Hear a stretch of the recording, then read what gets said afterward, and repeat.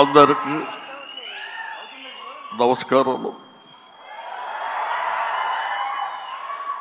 ఈరోజు నేను భారతీయ నృత్యంలో యాక్ట్ చేశాను.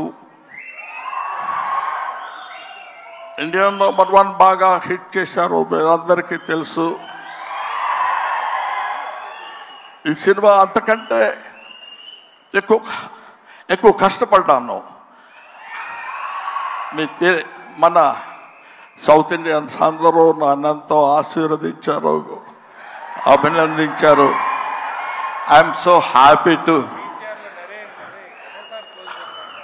నాకు మాటలు ఎక్కువ రావటం లేదు, ఎందుకంటే సంతోషంగా ఉంది.